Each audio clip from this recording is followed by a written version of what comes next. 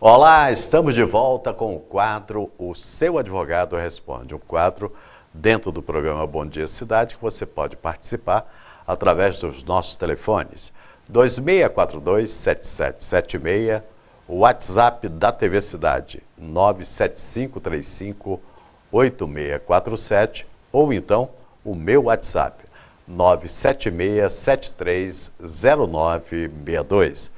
Vamos agora ao nosso bom dia para o Dr. Jarbas Carvalho, que é o advogado do quadro O Seu Advogado Responde. Bom dia, doutor Jarbas. Bom dia, Wilson. Bom dia a todos que estão nos assistindo. E esperamos que tenhamos um ótimo final de mês que estamos precisando, né? Então vamos, depois do bom dia, a primeira pergunta. Doutor Jarbas, bom dia. Trabalhei numa empresa durante 6 anos sem carteira assinada. A pergunta que o Paulo faz. Eu pergunto em quantos anos eu posso acionar a Justiça do Trabalho? E outra, qual o tempo que eu posso cobrar os meus direitos? Já que ele trabalhou 6 anos, ele pode cobrar esses 6 anos em que ficou sem carteira assinada, doutor Jarbas? Vamos lá, Wilson, vamos por parte. Isso nós temos que explicar muito bem. Com relação à quantidade de anos que ele trabalhou, 6 anos, ele vai poder cobrar a assinatura da carteira e o fundo de garantia dele desses 6 anos integrais, tá? Sem problema nenhum. Com relação aos direitos, férias, 13º, que se deixaram de ser paga, ele poderá cobrar sobre os últimos 5 anos. Isso tudo num prazo máximo de 2 anos que ele tenha saído do emprego. Ou seja, a pessoa saiu, vamos dizer que ele tenha saído o mês passado, tá? Ele saiu o mês passado. Ele já teria normalmente, não teria direito a receber 13º e férias de 1 ano atrás.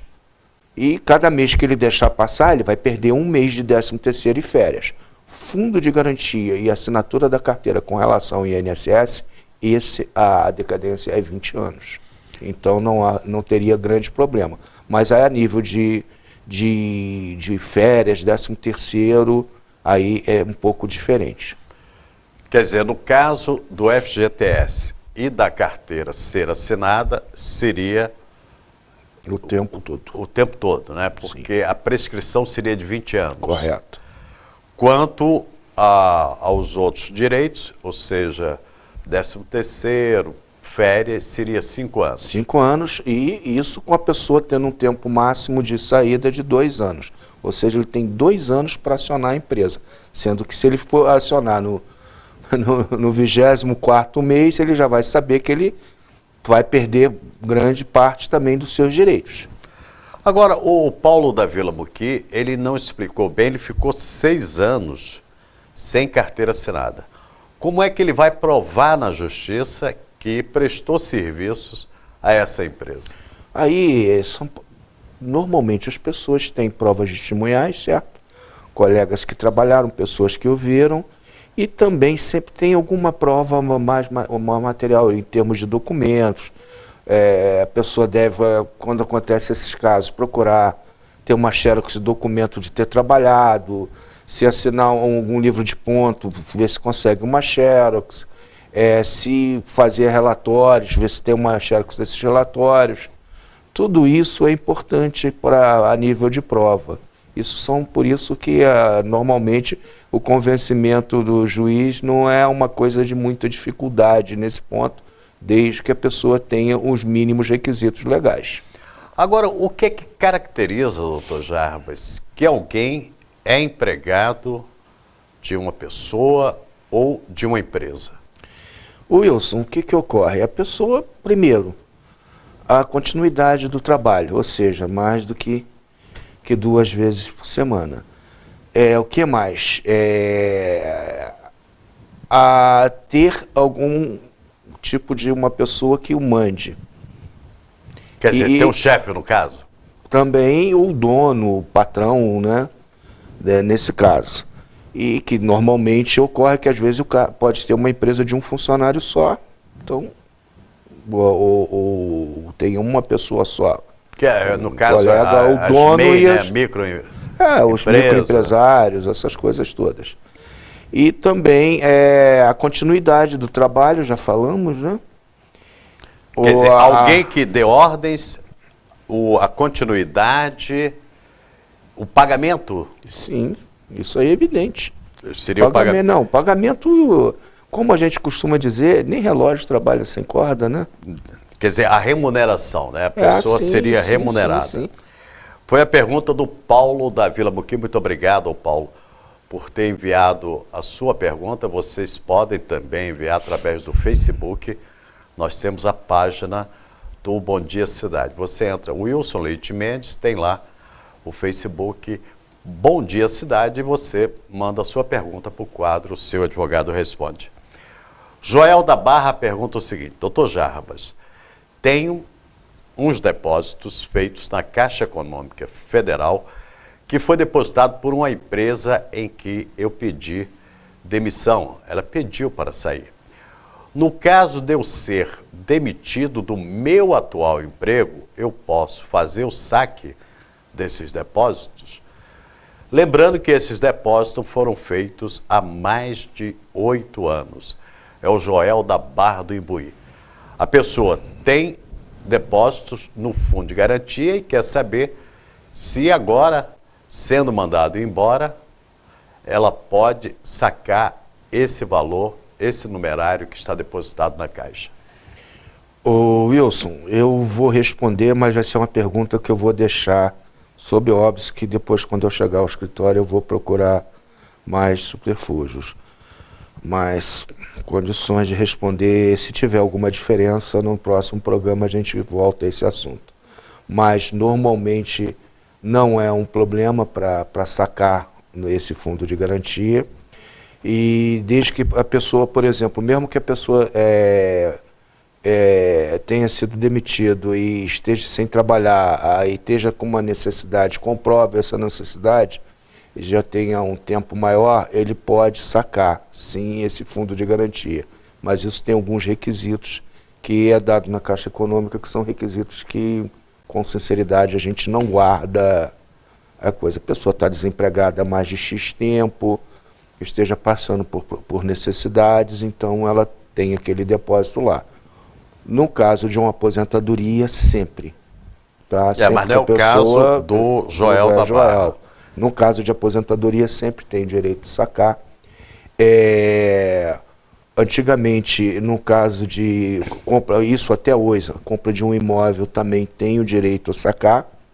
Pagamento de um financiamento imobiliário também tem direito ao saque, para quitar parcelas, para fazer uma nova ação, uma renegociação das suas mensalidades e diminuir o tempo e diminuir o valor da prestação. Ele também amortizar o saldo devedor, sim, né? Sim. Mas então nós vamos, Joel, como essa pergunta foi feita pelo 26427776, foi feita há pouco, né? Foi uma pessoa que ela tem depósito no fundo de garantia, que não sacou porque ela pediu demissão. Quando você pede demissão, o valor fica depositado, né? Não, isso sempre vai ficar depositado. A correção, infelizmente, é uma correção abaixo da metade da inflação, né? Da poupança, que a poupança é 12%, a correção da coisa é 6% só ao ano. A poupança é 12% por ano, mais os juros. Os juros de 12% ao ano, mais a correção monetária. No caso do fundo de garantia, os juros é só de 6%. Então fica aí para essa resposta para o próximo programa. É só confirmação, Wilson. Desculpa, mas é porque a gente, como teve uma série de mudanças em algumas leis trabalhistas e alguns requisitos para algumas coisas, a gente fica na dúvida, mas eu tenho quase que certeza que não houve essa mudança. Mas quero deixar aquele negócio. Não podemos ser dono da verdade. Com certeza, então, estaremos respondendo aí quanto a esse questionamento, se poderá sacar ou não. O André do Meudon pergunta o seguinte: tenho direitos a receber da empresa em que trabalhei durante 4 anos qual o tempo que eu tenho para acioná-la na justiça? Vem a ser a mesma pergunta do Paulo da Vila Muguê, né, doutor? Quase que. Evidentemente, ele deve, no máximo, no prazo máximo de 1 ano, ele não vai ter perda nenhuma de direitos, porque seriam os 5 últimos anos, então ele vai estar tranquilo.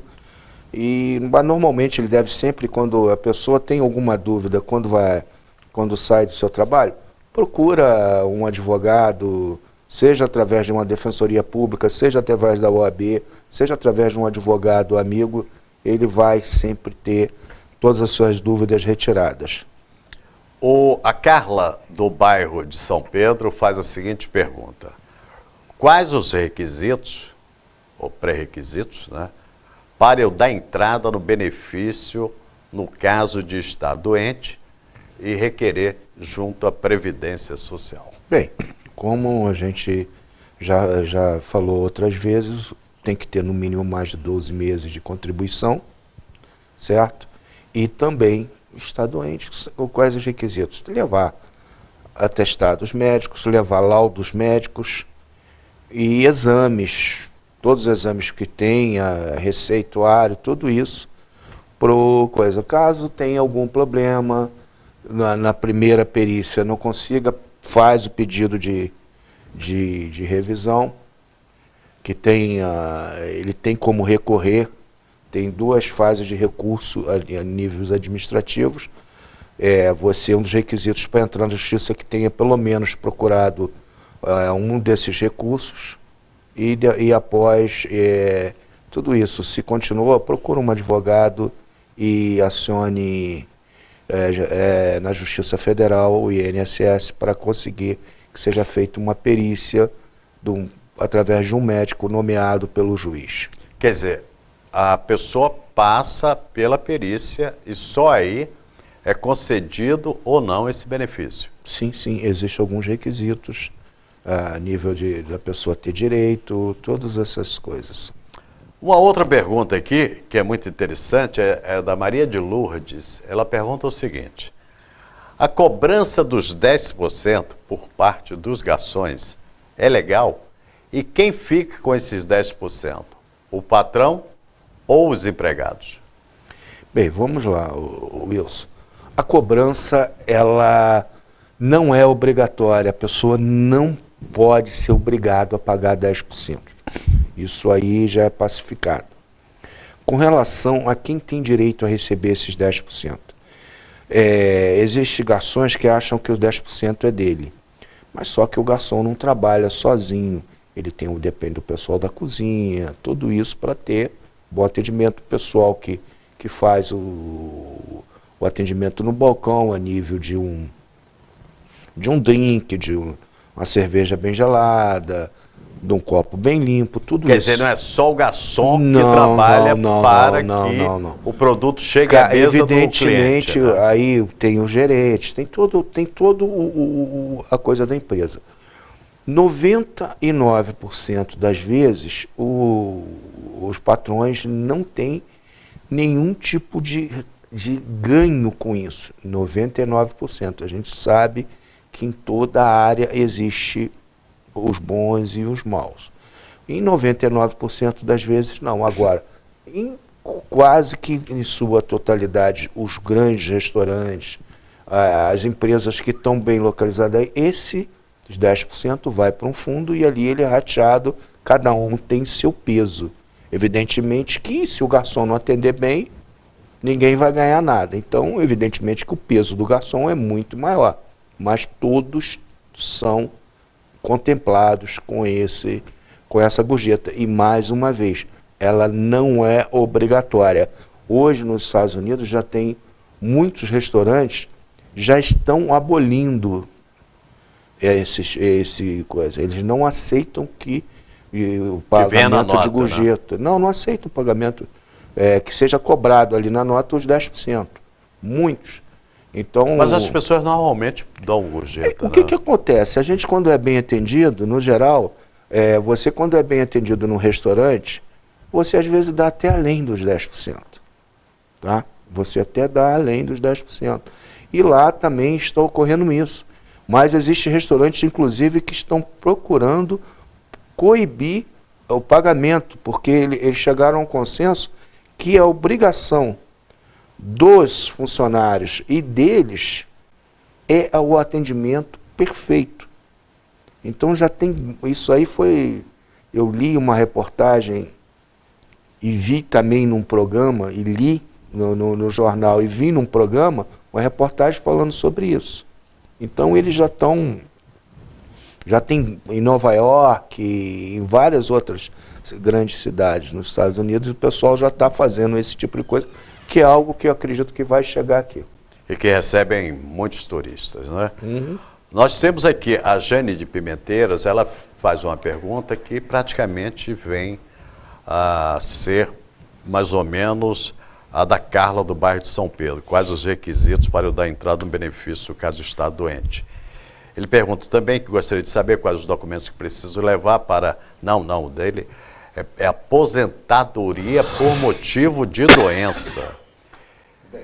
E outro assunto, caso seja aposentado por esse motivo, eu posso voltar a trabalhar?